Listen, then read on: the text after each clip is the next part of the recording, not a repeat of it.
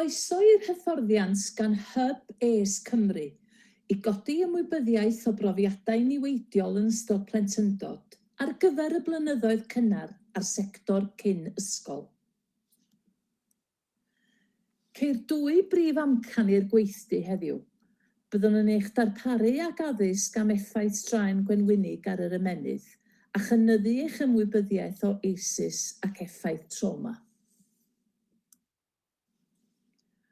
Os ydych yn teimlo'n gyffyrddus, hoffem eich gwahodd i gyflwyno eich hun i'r grŵp a dweud ychydig wrthym am eich teulu.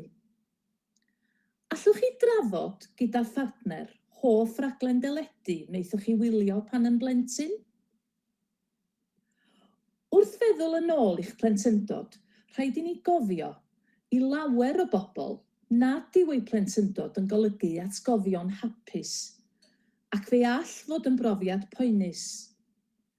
Gall y wybodaeth ar annwn heddiw achosi rhai sbardunau o'ch plentyndod chi eich hun, ac rydym eisiau eich annog i siarad gydag oedolyn diogel os ydych wedi eich effeithio gan unrhyw beth yn y cyflwyniad.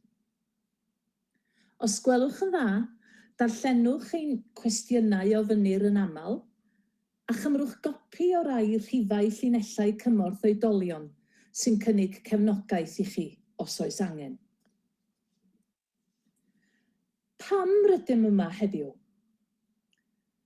Argymhellodd prosiect peilot Pen y Bont ar Ogwr gyflwyniad cenedlaethol i alluogi'r holl ysgolion i gael yr hyfforddiant ar draws Cymru gyfan. Crewyd yr Hub Es Cymru a darparwyd cyllid gan Lywodraeth Cymru i'n galluogi ni hyrwyddo y darn pwysig iawn hwn o'r gwaith. Yn fuan dros y 4 mlynedd nesaf, bydd Cymru'n cyflwyno'n raddol gwricwlwm newydd sbon a elwir dyfodol llwyddiannus. Bydd iechyd a lles rwan yn dod yn faes dysgu, yn eilltuo 6 rhan o amser cwricwlwm, yn hafal i lythrennedd, rhifedd, gwyddoniaeth a thechnoleg, celfyddydau mynegiannol a'r dyniaethau. Bydd disgyblion yn dechrau dysgu sut mae'r ymennydd yn datblygu, pam rydym yn ymddwyn mewn ffyrdd arbennig, a darparu plant gyda strategaethau i reoli emosiynau anodd ac anawsterau, wrth iddynt steithio hyd lwybrau bywyd. Mae'r ddogfen Cadw Dysgwyr yn Ddiogel 2015 yn sicrhau fod dyletswydd ar bawb i gadw dysgwyr yn ddiogel. Os ydych yn cael unrhyw gyswllt â phlant o fewn amgylchedd yr ysgol, rhaid glynu wrth gyfundrefnau diogelu. Mae Deddf Llesiant Cenedlaethau'r Dyfodol Cymru yn sicrhau ein bod oll yn ymdrechu i wneud Cymru yn gymdeithas gyfartal, ddiogel ac iach i ni gyd fyw ynddi. Mae'r ddelwedd weledol yn dangos y gwahaniaeth rhwng ymagwedd o gydraddoldeb ac ymagwedd o equity. Ar y chwith, mae'r olygfa hen ffasiwn fod pawb yn gyfartal ac yn cychwyn o'r un safle mewn bywyd. Gwyddom fod hyn ymhell o fod yn wir. Dydy'n plant ni ddim yn dod o'r un cefndir. Dydyn nhw ddim yn cael yr un profiadau mewn bywyd, na'r un cychwyn. Bydd rhai o'n plant ifanc wedi cael profiadau meithrin erbyn yr amser iddynt gyrraedd eich lleoliad. Byddan nhw wedi clywed darllen rhigymau iddyn nhw. Byddan nhw wedi datblygu rhai sgiliau hunan helpu ac yn gallu cymysgu'n gymdeithasol o fewn grwpiau o'i cyfoedion. Fodd bynnag, bydd llawer o blant lle mae eu profiadau cynnar yn dra gwahanol. Bydd llawer o'n plant angen blociau adeiladu ychwanegol, fel y gwelwch ar yr ochr dde, sef yr hyn rydym yn ei alw'n ymagwedd equity. Dyma'r ddealltwriaeth fod rhai pobl angen mwy o gefnogaeth i ganiatáu iddynt gael yr un cyfleoedd ag eraill yn eu cymuned. Os ydych chi'n dychmygu cerdded drwy barc cyfarwydd diogel ar ddiwrnod heulog llachar, byddwch yn teimlo'n ymlacedig a di-straen.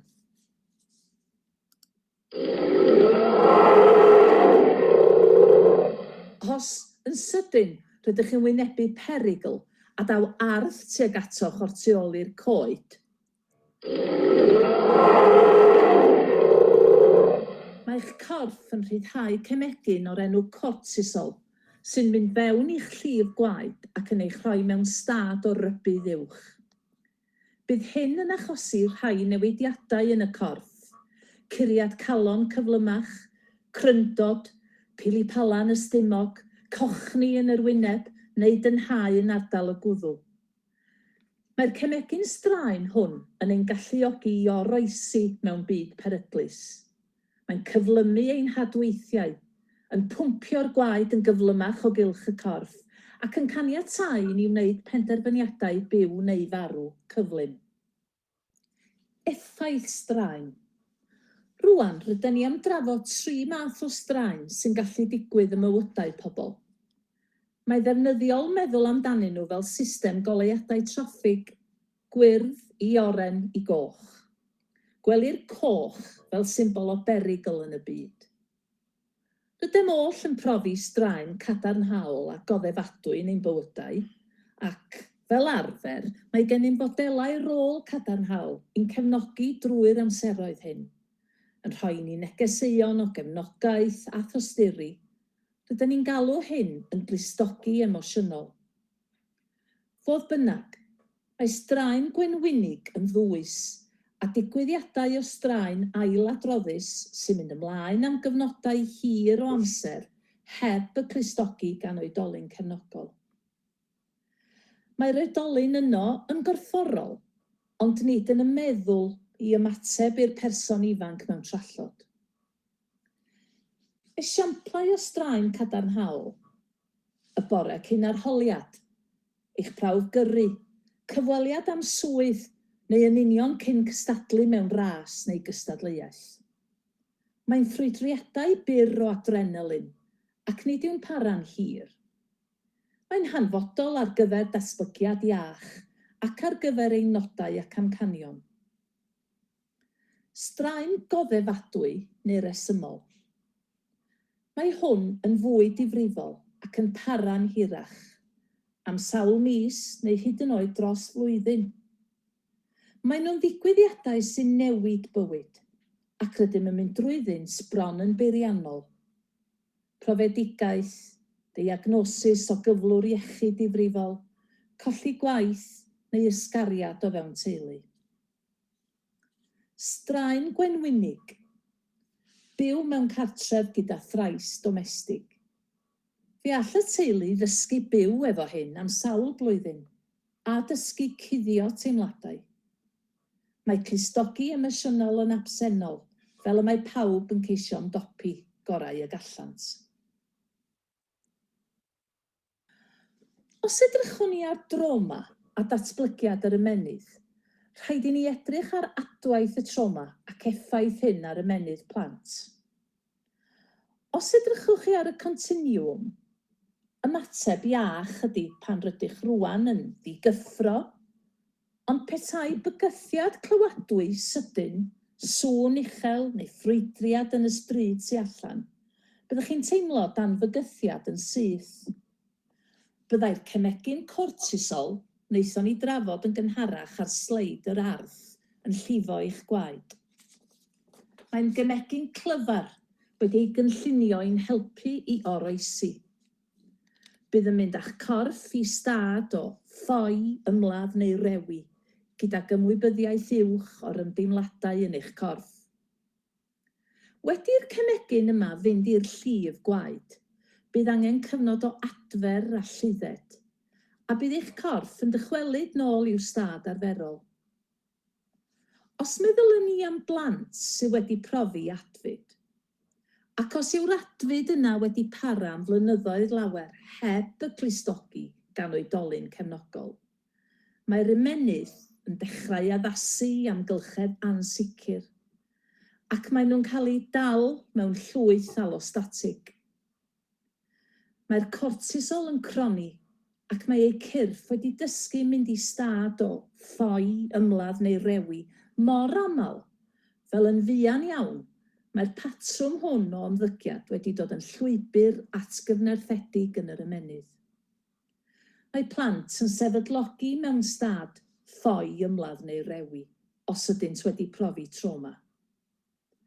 Gwyddom o sganiau MRI fod straen gwenwynig gan droma dros amser yn datblygu rhan gwarchod bywyd yr ymennydd. Yr elfen o oroesi sy'n caniatáu ni gadw'n hunain yn ddiogel mewn amseroedd o berigl.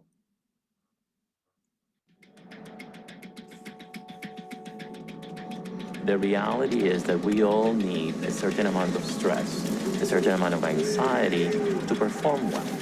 If we don't care about that exam that we're going to have tomorrow, we'll probably fail. If we're going to cross the street and a truck is coming at us, we have release of adrenaline. We have release of a hormone that we call cortisol. We want to jump out of there, and adrenaline and cortisol are going to help us do that. So there's that good amount of stress. But if all day long you're feeling like a truck is coming at you, day after day after day, that's going to take a toll on the body. So the kid next to them hits them, or the teacher reprimands them in a way that they're uncomfortable with, right? Literally what they're feeling, that activation, is like there was a truck coming at them. Mae'n hysbys fod esus yn cael effaith uniongyrchol ar iechyd plentyn. Mae esus yn achosi newidiadau ffisiolegol. Mae'r traul mae'r llwyth allostatig yma'n adael yn cynyddu'r risg o salwch cyn amserol, megis cancer, clefyd y galon a salwch meddwl. Gall canlyniad hyn fod yn unigolion sydd â'u systemau wedi eu cloi mewn stad uwch o effrogarwch, yn barod o hyd am droma pellach. Gall yr effaith gronig brofwyd gan fam gael dylanwad hyd yn oed cyn genedigaeth. Mae camdriniaeth domestig a chamdrin yn ystod beichiogrwydd yn codi lefel cortisol yn y fam a'r babi. Os edrychwn ni rwan ar y graff, gallwn weld fod y blynyddoedd tyngedfennol yn gwneud cryn wahaniaeth. Yn 9 flynedd gyntaf bywyd, mae ymennydd babanod yn tyfu o chwarter ei faint i 80% o'i faint fel oedolyn. Os edrychwn ar y graff, mae'r llinell oren yn dangos llwybrau clywedol a gweledol yn dechrau ffurfio yn y mis cyntaf wedi genedigaeth. Mae'r llinell las yn cyrraedd y brig o 89 mis, sef y gallu adnabod iaith ac yn fodd o gyfathrebu drwy synnau a chlebran. Mae'r ffwythiant gwybyddol uwch, sef y llinell goch, yn cyrraedd y brig rhwng 2 i 2 oed. Caniatâ hyn i'r plentyn wneud penderfyniadau a dewisiadau i gwrdd â'i anghenion. Adnabyddir y cyfnod hwn yn aml fel y dyflwydd drygionus.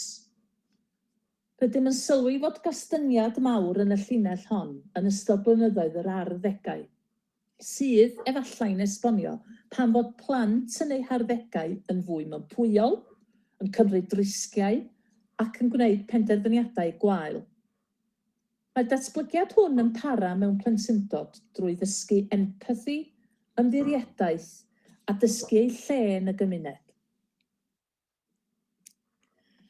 Bydd y clip fideo nesaf yn egluro sut mae profiadau blynyddoedd cyntaf ein bywydau yn effeithio ar ffurfiad ein hymenydd.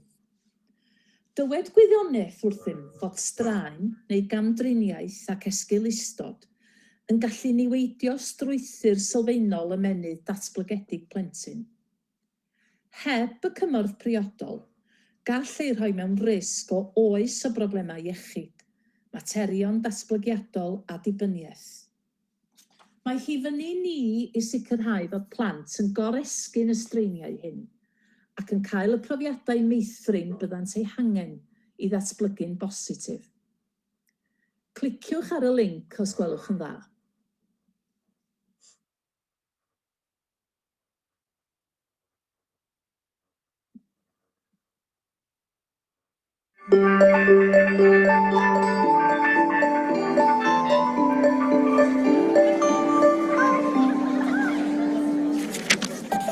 Science tells us that the experiences we have in the first years of our lives actually affect the physical architecture of the developing brain. This means that brains aren't just born, they're also built over time based on our experiences. Just as a house needs a sturdy foundation to support the walls and roof, a brain needs a good base to support all future development. Positive interactions between young children and their caregivers literally build the architecture of the developing brain. Building a sturdy foundation in the earliest years provides a good base for a lifetime of good mental function and better overall health. So just how is a solid brain foundation built and maintained in a developing child? One way is through what brain experts call serve and return interactions. Imagine a tennis match between a caregiver and a child, but instead of hitting a ball back and forth across a net, various forms of communication pass between the two. From eye contact to touch, from singing to simple games like peekaboo. These interactions, repeated throughout a young person's developing years, are the bricks that build a healthy foundation for all future development. But another kind of childhood experience shapes brain development too, and that's stress. Good kinds of stress, like meeting new people or studying for a test, are healthy for development because they prepare kids to cope with future challenges. Another kind of stress, called toxic stress, is bad for brain development. If a child is exposed to serious, ongoing hardships like abuse and neglect, and he has no other caregiver in his life to provide support, the basic structures of his developing brain may be damaged. Without a sturdy foundation to properly support future development, he is at risk for a lifetime of health problems, development issues, even addiction. It's possible to fix some of the damage of toxic stress later on, but it's easier, more effective, and less expensive to build solid brain architecture in the first place. One of the things that sturdy brain architecture supports is the development of basic emotional and social skills, an important group of skills which scientists call executive function and self-regulation can be thought of like air traffic control in the child's mental airspace. Think of a young child's brain as the control tower at a busy airport. All those planes landing and taking off and all of the support systems on the ground simultaneously demand the controller's attention to avoid a crash. It's the same with a young child learning to pay attention, plan ahead and remember, and follow lots of rules. Like all of us, kids have to react to things happening in the world around them, while also dealing with worries, temptations, and obligations on their minds. As these demands for attention pile up, air traffic control helps a child regulate the flow of information, prioritize tasks, and above all, find ways to manage stress and avoid mental collisions along the way. Having this ability is a necessity for positive and level mental health. Developing effective air traffic control, overcoming toxic stress, and building solid brain architecture are things kids can't do on their own. And since strong societies are made up of healthy, contributing individuals, it's up to us as a community to make sure all young people have the kinds of nurturing experiences they need for positive development. To build better futures, we need to build better brains.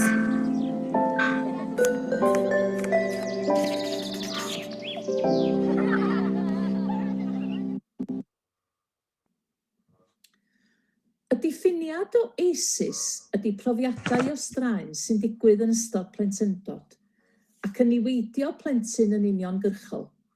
Er enghraifft, camdriniaeth rywiol, gorfforol neu eiriol, neu maent yn amharu ar yr amgylchedd maent yn byw ynddo.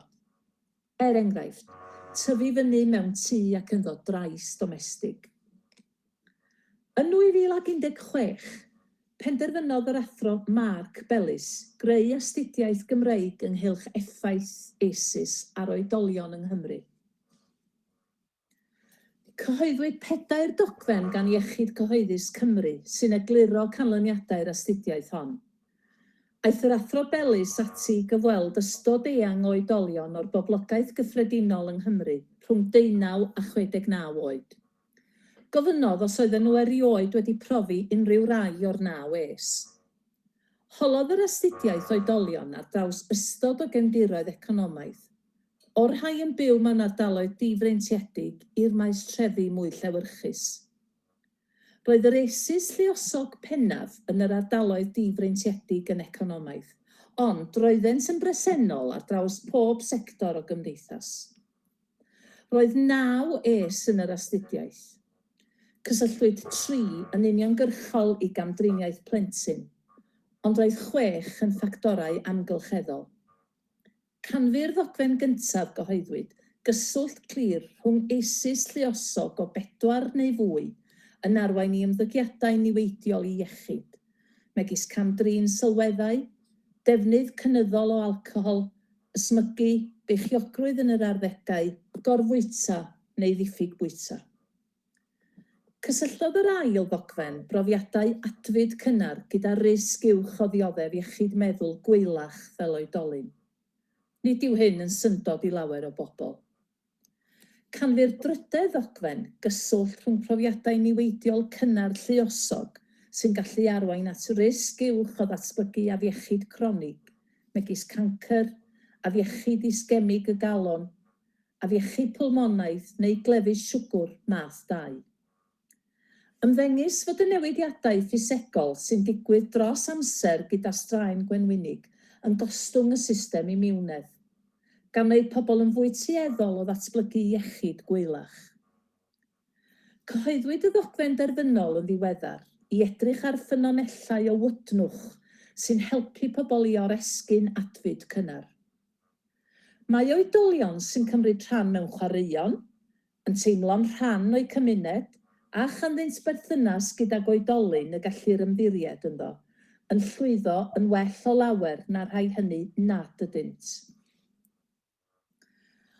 Os edrychwn ar faint o oedolion sydd wedi ei dadlennu i es o'r astudiaeth Gymreig, rydyn ni'n sylwi mewn 3 o'r bocsys camdriniaeth fod 23% o'r oedolion wedi profi camdriniaeth eiriol fel plentyn, 17% wedi profi camdriniaeth gorfforol, ac 1 o bob 10 wedi profi camdriniaeth rhywiol. Os ymudwn ni ffactorau teuluol plentyndod, roedd 20% wedi profi rhieni yn gwahanu neu'n ysgaru yn cael ei ddosbarthu'n wenwynig. 16% wedi profi trais domestig, salwch meddwl rhiant yn 14%, ac roedd gan 14% riant yn gaeth i alcohol. 5% yn gaeth i sylweddau, a 5% gyda'r rhiant wedi ei garcharu yn ystod ei plentyndod. Rydyn ni'n sylwi fod 5% o ddefnydd o gyffuriau yn eitha isel ei gymharu ar hyn mae rhai o'n cymunedau yn wynebu heddiw.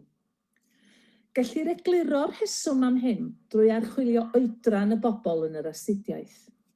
Roeddent rhwng 19 a 69 oed, ac fe nododd y rhai yn ei 50au a'i 60au lai o achlasuron o rieni'n cymryd sylweddau. Nododd llawer fod ei rhieni wedi bod yn yfwyr trwm, ond nad oeddent wedi tystio i unrhyw ddefnydd o gyffuriau yn yr eiddo. Mae hyn oherwydd fod mynychder y defnydd o gyffuriau wedi cynyddu dros y blynyddoedd. Mae bellach fwy nag y welsom o'r blaen o sylweddau ar gael yn ein cymunedau ac o fewn ein teuluoedd.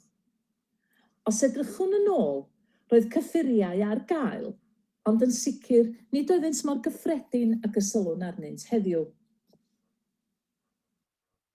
Os meddyliwn am fynychder eisus yng Nghymru maent yn gyffredin iawn.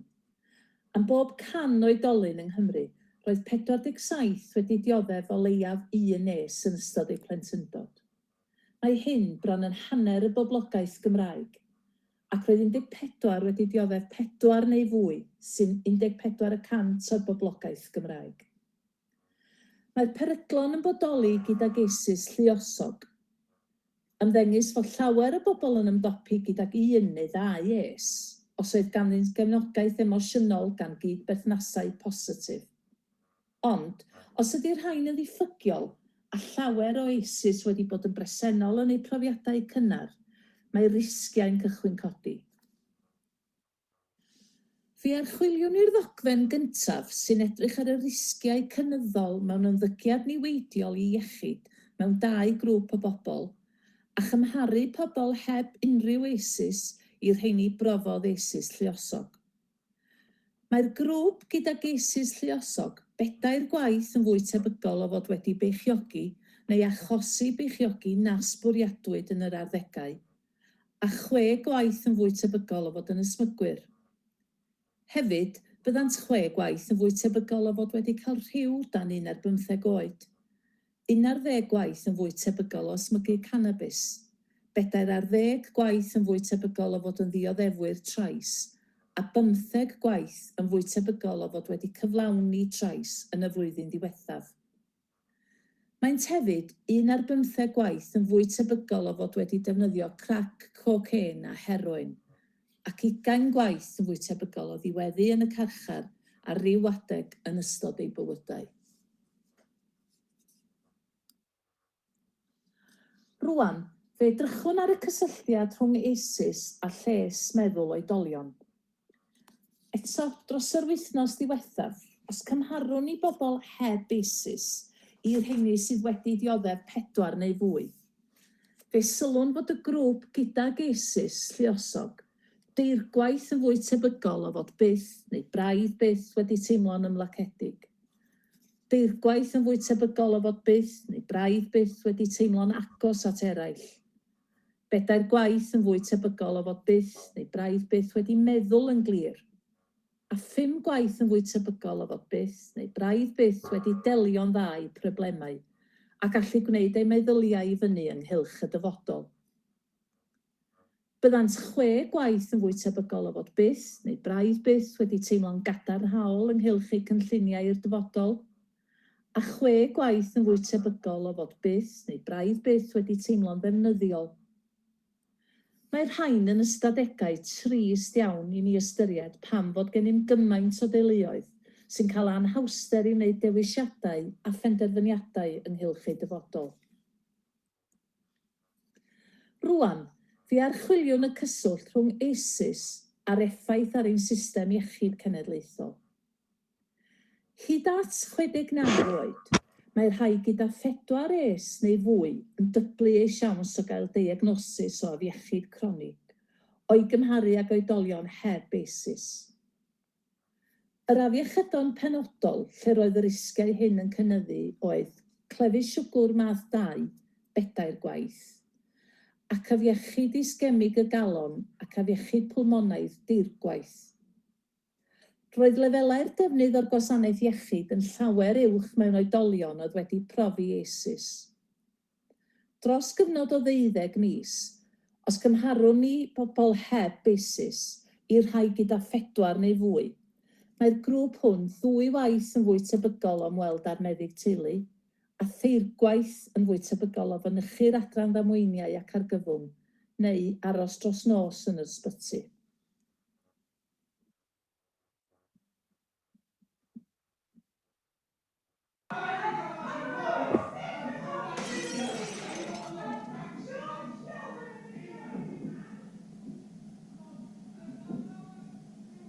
My parents don't understand. All the drinking and fighting means I'm scared. I'd like a cuddle, perhaps a bedtime story, but mostly I'd like them to stop shouting at me.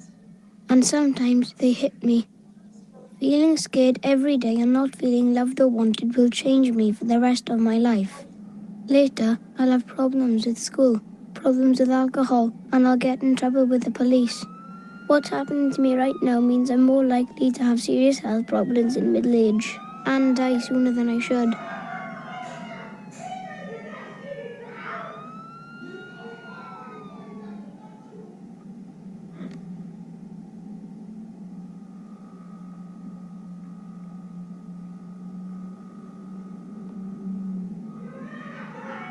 Doctors say my life is full of adverse childhood experiences, or ACEs. But in my world, this means I see my dad hitting my mum. Dad's got a drinking problem, and mum's always crying, even with the tablets. I'm always being shouted at and hit. After the booze and fags, there's not a lot of money for toys or clothes, or even food. I'm getting used to being scared all the time, but now I'm just angry. Doctors say things are changing inside me. My brain isn't learning how to control my feelings properly. My body can't relax like those kids who don't have ACEs, so my body won't be able to repair itself properly when I get older, making it more likely I'll get cancer or heart disease as an adult. It hurts when my parents hit me, but the real damage is hidden, and that damage will be with me for life.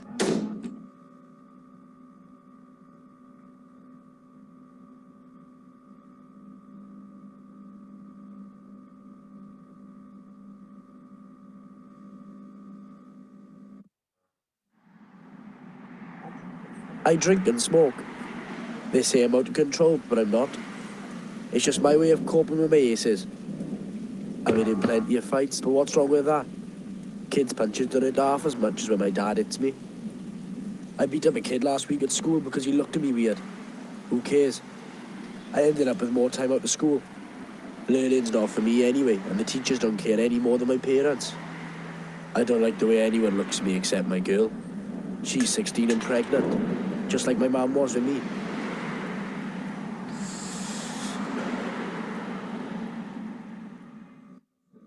So this is where I've ended up.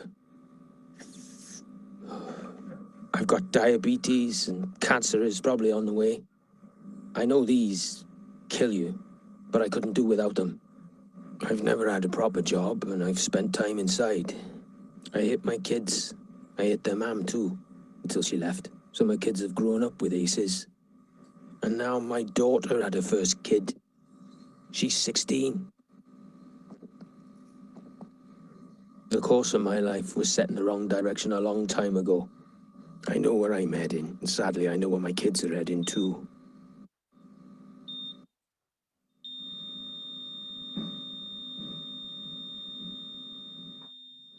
This doesn't have to happen. A little help in childhood makes a big difference to where life takes you. When I was a baby, the nurses noticed that my mum wasn't coping and helped her and explained how important my childhood is to the rest of my life. So, with a bit of help, she coped. The police came round after next door complained about the noise from Mum and Dad fighting. They asked how I was feeling. I told them I was scared all the time. Mum and Dad got help, the shouting got better and the hitting stopped. I even got some bedtime stories. I still had problems at school, but the teacher asked me about what was happening at home. I got help controlling my feelings. It wasn't a lot, but it was enough. I'm now married with 2 children and I've got a job. Most of the time. I haven't repeated the same problems with my kids. We got help when being a parent got too much. Our children are ace-free, and that means their kids stand a good chance of growing up ace-free as well. Almost half the people in England and Wales experienced 1 ace as a child, and 1 in 10 of us suffered 4 or more aces.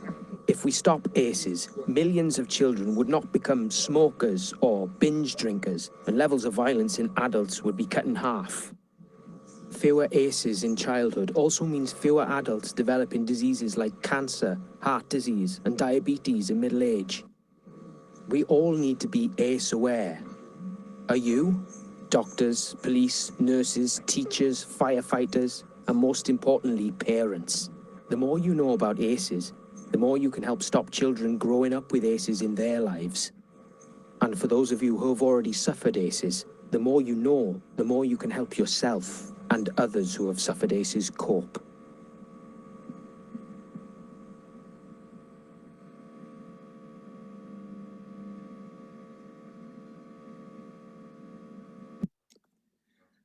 Yn awr fe ymchwiliwn mewn rhagor o ddyfnder I effaith trauma ar bobl ifanc.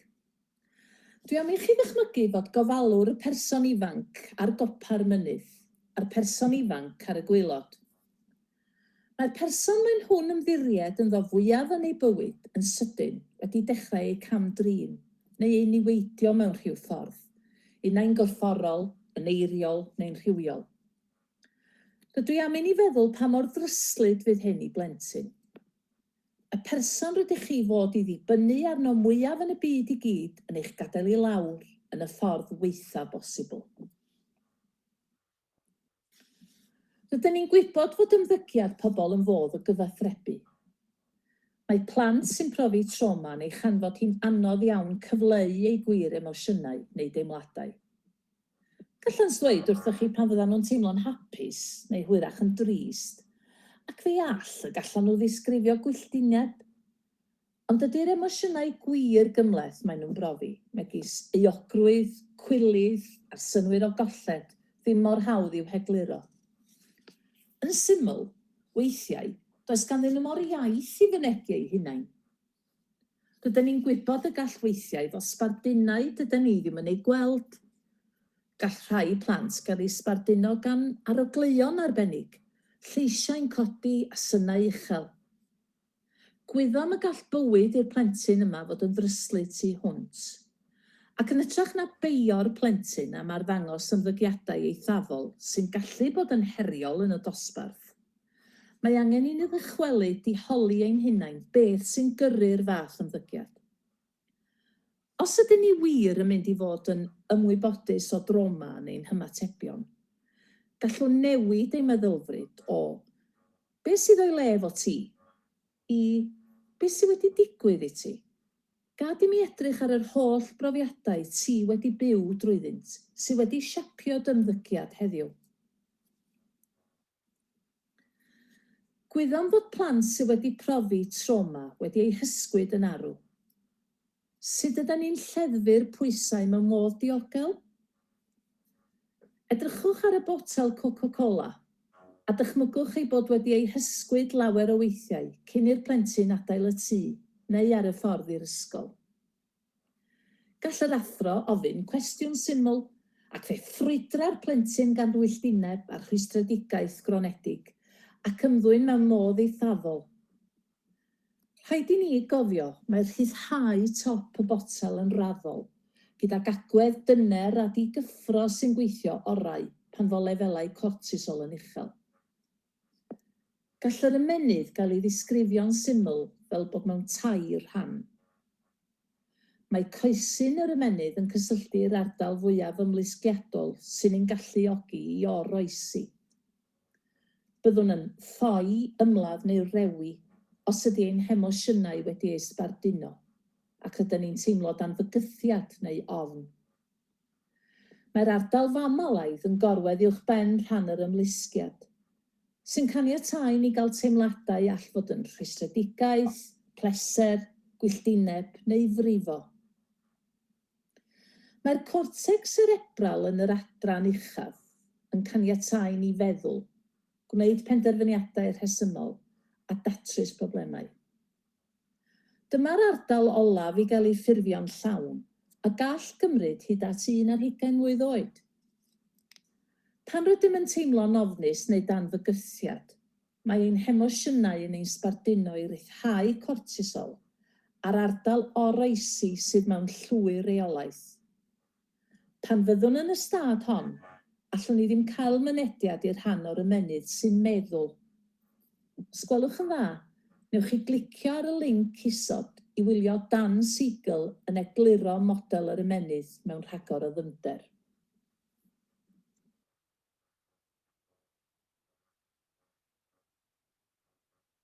Darllenwch yr astudiaeth achos am Amelia, os gwelwch yn dda.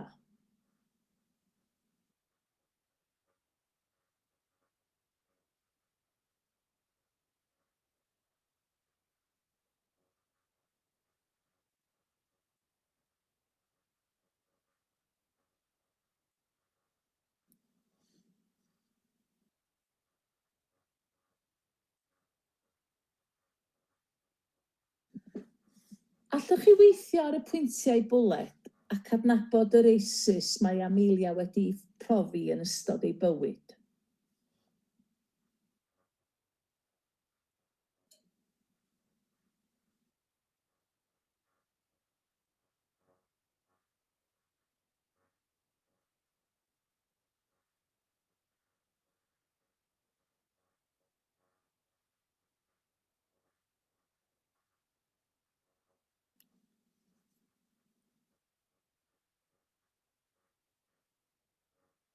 Os tynwn ni'n sylw i'r ddelwedd o'r mynydd iâ, rydyn ni'n sylwi fod 2 ran o dair o dan arwynebedd y dŵr.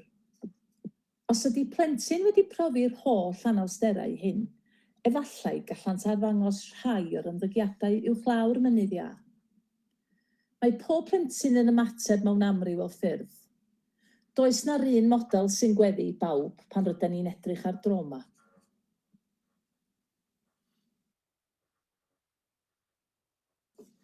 Gall effeithiau trauma amrywio o berson i berson. Bydd rhai yn arddangos gorbryder, rhai yn ddysgwyr gwael yn yr ysgol, rhai'n barod i golli limpyn, wedi ymddieithrio, a'r bigair draen yn cael anhawster datblygu perthynas. yn fympwyol neu norwyliadwrus. Diddorol i'w nodi fod plant sydd wedi profi eisus lluosog 36 gwaith yn fwy tebygol o gael anghenion dysgu ychwanegol o fewn lleoliad dosbarth neu amgylchedd. Fel yr oedolyn cefnogol gofalgar y mywyd plentyn, gallwch fod y ffactor pwysicaf i'w helpu i oresgyn effeithiau trauma mewn plentyndod. Mae'r allwedd i oresgyn digwyddiadau traumatig cynnar neu brofiadau adfyd wedi eu hadeiladu o gwmpas cydberthnasau. Cydberthnasau gydag oedolyn y gellir ymddiried ynddo. Dydy o ddim am ymyrraethau sy'n costio arian. Mae am fuddsoddi amser i gefnogi plentyn, dangos tosturi ac empathi. Rydyn ni'n edrych tu ôl i ymddygiad pobl. Mae bob amser reswm bod ni'n gwneud yr hyn am nawn tu ôl i'n gweithredoedd. Cliciwch os gwelwch yn dda ar y linc isod am ragor o syniadau.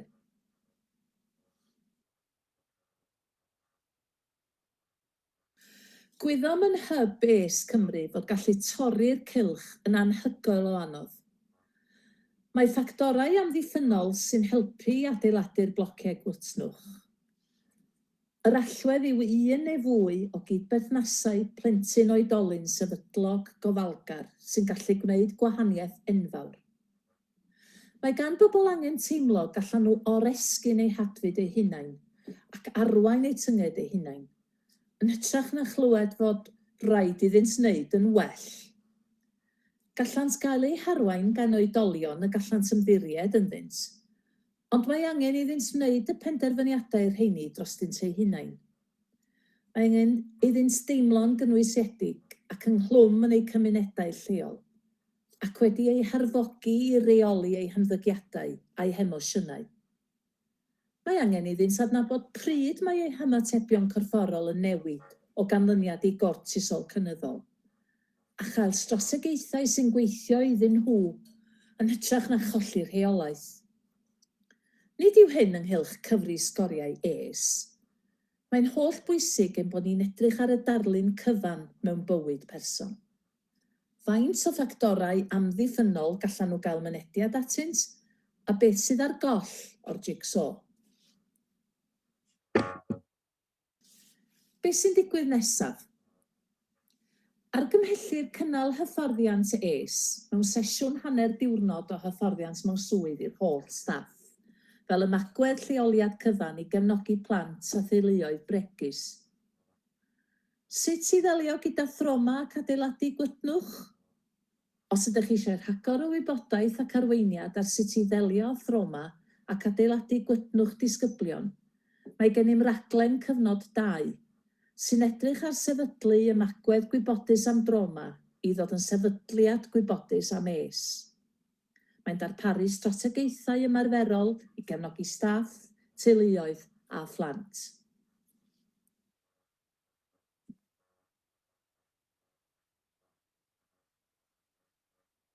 I'm going to end up in prison too, just because my dad's there. You're wrong if you think there are other possibilities for me. I know a criminal breeds a criminal. It's not true. There's good in everyone. My dad's a bad person. Don't think that it could be different for me. That's where I'm going. Doing well at school, finding a good job, that's not important to me. Being in a gang, getting into fights is what matters. Listening to me, you should just write me off. And don't ever believe I want to succeed. I've dropped out. I'm out of reach. Don't assume that I can become anything. You see, the script of my life has already been written. Don't dare to say there's still hope for me. If things were done differently, there could be potential. It's over. Unless you reverse your thinking, totally turn around how you see me, and don't believe it's over. There could be potential if things were done differently. There's still hope for me. Don't dare to say the script of my life has already been written. You see, I can become anything. Don't assume that I've dropped out. I'm out of reach. I want to succeed. And don't ever believe you should just write me off. Listening to me is what matters. Getting into fights, being in a gang, that's not important to me. Finding a good job, doing well at school, that's where I'm going. It could be different for me. Don't think that my dad's a bad person. There's good in everyone. It's not true a criminal breeds a criminal. I know there are other possibilities for me. You're wrong if you think, just because my dad's there, I'm going to end up in prison too.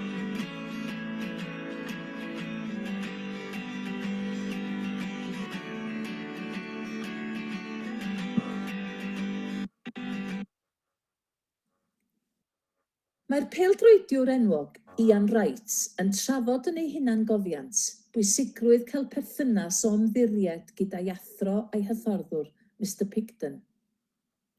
Rhydd ei lwyddiant heddiw lawr i'r berthynas a'i hachubodd yn ystod plentyndod helbulus iawn. Fel plentyn, profodd eisus lluosog yn ystod plentyndod. Roedd gan ei fam broblem yfed, a gadawodd ei dad y teulu pan oedd yn ifanc iawn. Roedd y teulu dan anfantais economaidd hefyd. Yn yr ysgol uwchradd, roedd Ian yn treidio llwybr anodd ac yn ymladd neu'n dianc yn gyson. Naeth ei athro, Mr Picton, rioed roi i fyny arno, a chymryd amser i'w feithrin, ei gefnogi a'i arwain. Roedd o ddewisiadau amgen iddo, ac mae ei lwyddiant heddiw i lawr i'r un berthynas hon gydag oedolyn y gallai ymddiried ynddo. Dengys hyn faint o wahaniaeth gall un oedolyn wneud i fywyd person arall. Cliciwch os gwelwch yn dda ar y linc i chwarae'r sleid Ian Wright. Hasylwch ar ei ymateb pan gaeth gwrdd a'i hen athro ysgol Mr Picton, wedi ei drefnu fel surprise gan y BBF.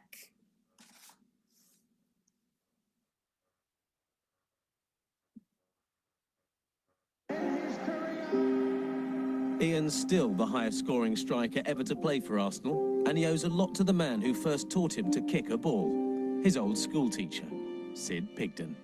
As I hadn't seen him for, 23, 24 years, and so he would now be expecting me to be 6 feet under, I would think. I don't actually think, he probably won't recognise me because he won't believe it's me. Hello, Ian. Long time no see.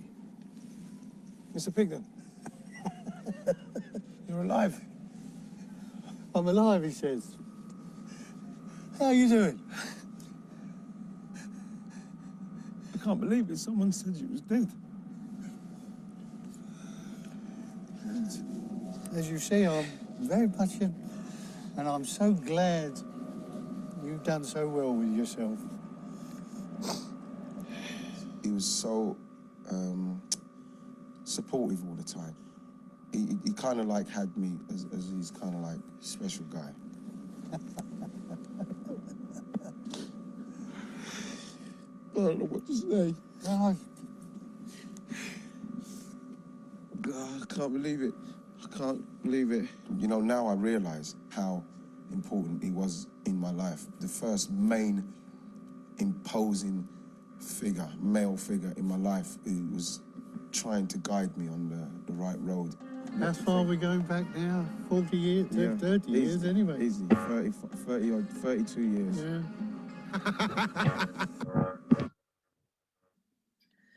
Mae hyb cefnogaeth es Cymru yma i helpu.